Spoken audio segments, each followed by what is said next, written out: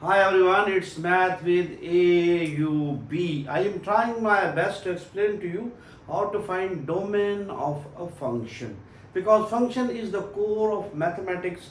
Whatever going to open it, whether it is a linear algebra, calculus, differential equations, or whatever the case is, at elementary level the basic thing is set and numbers. At a good level, at a standard level, function is the basic. So you should be aware of the function. What do you mean by function, what its domain, what its range, what do you mean by even function, odd function, and periodic function, how to find composition of function, so on and so forth. We are at present dealing how to find domain of a function. I have repeated several times, so let me repeat one time more. You have to take care of 2 to 3 things while finding domain. If the function having denominator doesn't be equal to 0. Denominator never ceases. If denominator ceases to exist, if denominator is overall equal to 0, then the values that give denominator 0 you have to exclude. You have to repel them out. You have to wipe them out. You have to discard them. We don't afford them. The values of your independent variable, whether it is x, might be in 2 dimensions xy, might be in 3 dimension xyz, maybe in nth dimension x1 x2 up to xn n tuple, you have to exclude all values that give denominator equal to 0. We never ever afford 0 in the denominator. Division with 0 is not allowed in mathematics. Number 1. Number 2, log is defined for positive quantities greater than or equal to 0, greater than or equal to 0. For log should be dealt with positive quantity. And in square root, we cannot afford negative values, because mostly in mathematics and in application of mathematics, we are dealing with real valued function. However, I am not denying the importance of complex valued function. Complex valued functions are tremendous. They have the application, wonderful applications as well. But at present, we restrict ourselves to a real valued function. For real valued function, in square root we cannot afford negative quantity overall, because overall quantity is negative. It is equal to some sort of iota times something. Iota means complex value we cannot afford in the real valued function. What is the flaw of complex number or iota? You have dealt with iota. What do you mean iota square, iota cube, the set of quaternions plus minus 1 plus minus iota and so on. But the very flaw of these complex number is that they don't have order relation. We cannot say 2 plus 3 iota is less than or equal to 3 plus 4 iota, or 4 plus 5 iota is greater than or equal to 6 minus 4 iota, or 6 plus 4 iota. In complex numbers, order relation doesn't exist. If we are not in a position to judge whether Z1 is greater than Z2, Z2 is greater than Z3, because complex numbers are mostly denoted by Z1, Z2 and so on. However, their modulus is a real number, then we can predict it has greater magnitude, it has lesser magnitude. If we are taking only complex number, they have this flaw. We cannot predict, we cannot say something with this one is greater, this one is less, like a plus b iota and c plus d iota. We can compare them. Real to real, imaginary to imaginary. Lump sum, we cannot say that this complex number is greater than this complex number. We cannot. Okay, without wasting time or without digressing from the topic, let's come to the topic. Don't beat about the bush. We have question number 3. Look at the sine inverse and log. Arcsine or sine inverse, its domain is -1 to 1, including -1 and 1, and log is defined for positive values. This is the log having base 2. Let's deal them in a simple fashion. No 0 in the denominator, no negative symbol, no negative result in the square root, and log is defined for positive values. Let's step to question number 3. That is the domain of the function f of x is equal to sine inverse or arcsine log of 1 upon 2x square to the base 2. That is our function. Let me write f of x, that is sine inverse of log of 1 upon 2x square to the base 2. Let's unfold this mystery. That is sine inverse arcsine. Normally its principal domain is -1 to positive 1, including minus 1 and positive 1. Utilizing this fact here, from the trigonometry, I have, utilizing this fact, this. So I have, instead of x, I have log 1 upon 2 x square at the base 2. So minus 1 is less than or equal to log of 1 upon 2 x square at the base 2 less than or equal to 1. Okay, this is log base 2, log at the base 2. To get rid of this, take 2 as a base, take 2 as a base overall, solving like equality as usual, taking 2 as a base throughout, less than or equal to 2 as a base throughout,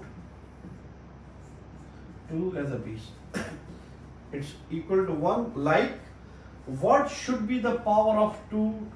Power of 2 to get to its 1 means they are cancelled out. 2 log 2, it's equal to 1. It is mine 1 over 2 less than or equal to 1 over 2 x square less than or equal to 2. To get rid of this 2, multiply by 2. Multiply by 2, it will become 2 times 1 upon 2 less than or equal to 2 times 1 upon 2 x square less than or equal to 2 times 2. Cancelled out. I have cancelled out. 1 is less than or equal to x square less than or equal to 4. This is quadratic sort of inequality. That is quadratic sort of inequality. How to handle it? Let's see. Taking bit by bit. Okay, that is taking first portion. 1 is less than or equal to x square. This inequality can be written as quadratic inequality. X square is greater than or equal to 1. This is no x square is less than or equal to 1. This is no x square is less than or equal to 1. It is x square greater than or equal to 1. This is x square greater than or equal to 1. It means that either we can afford the values x is less than minus 1 or x is greater than 1. Means overall this inequality must be satisfied these values. Putting any value less than negative 1, this inequality will be satisfied. Minus 1, minus 2, minus 3, whatever the case, even 1, minus 1, you can satisfy this. And it is greater than 1, it also be satisfied with this one. If there is a quadratic inequality, try to negotiate it deliberately. Take your time. This is x square. It means that we have to exclude the portion from minus 1 to 1. The portion in between we have to discard. The portion in between we have to discard. That is the simple meaning of this. X square is greater than or equal to 1. Whenever the inequality of this sort is present, it means that either from, in that case, open interval from minus 1 to 1, from minus 1 to 1, we have to discard. Open interval, sorry. We have to discard this. We have to discard this tip, this length, this line segment we have to discard. So this obey this. X is less than minus 1 or x is greater than or equal to 1. Taking the other half, that is x square is less than or equal to 4. X square is less than or equal to 4. Let's see what pops up. X square less than or equal to 4. It is our normal inequality. It gives us the interval minus 2 is less than x less than or equal to 2. Taking the square root both sides, that's the interval. That's the interval. Minus 2 is less than x, x is less than 2. We can write. Now let's draw them on the real line and taking the common portion in between. Common portion in between. We have to take from minus 2 to 2 inclusive, and we have to discard all the values in between minus 1 and minus 1. Let's reconcile these two facts in order to write the domain of this function. Let me make space for myself. Okay.